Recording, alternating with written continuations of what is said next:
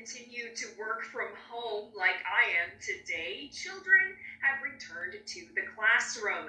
Now, public health officials say in-person instruction is important, not just for a child's mental health, but also for their physical health. Especially for children who rely on schools to provide healthy meals that they might not get at home.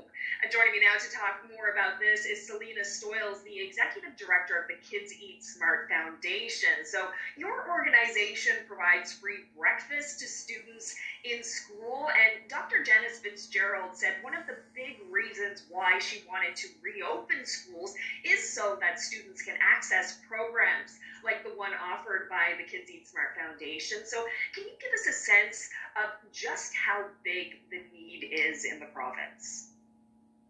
Yeah, thank you, Carolyn. You know, one of the things that this pandemic has brought to the forefront is that families are struggling. And during these very challenging times, families still continue to struggle. So our goal, even as schools were closed, was to ensure that children and youth who were home had access to food at home.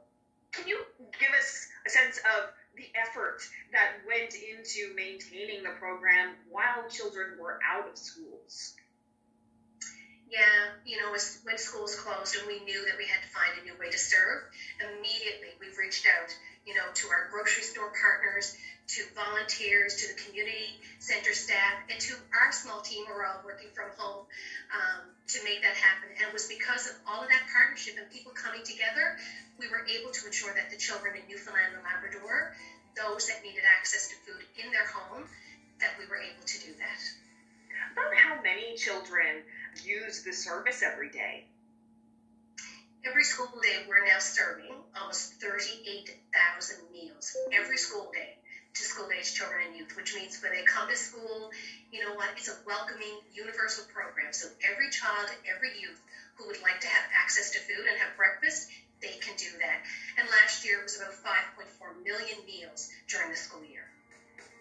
And I know it's only been a few days since children went back to school, but what are you hearing from the volunteers who are there, who are handing out the meals to the children? What kind of stories are they hearing from the children, and how are they reacting to being back in school? You know, and I think we've all seen the social media over the last couple of days. And when you see those smiling faces and those beautiful children and youth who are glad to be back in school, we have to say a huge, you know, heartfelt thanks to the principals, the custodials, the administrators, and the teachers. They are the ones who are making it happen. Children are happy to be back, especially those most vulnerable who truly do not have food in their house or live in food insecure homes. So we're just so thrilled and pleased and humbled that our breakfast clubs are a go, and every day when children come to school, they have access to breakfast. Well, Selena Stoyles, thank you so much for this, and thanks for this update. Thank you so much, Carolyn.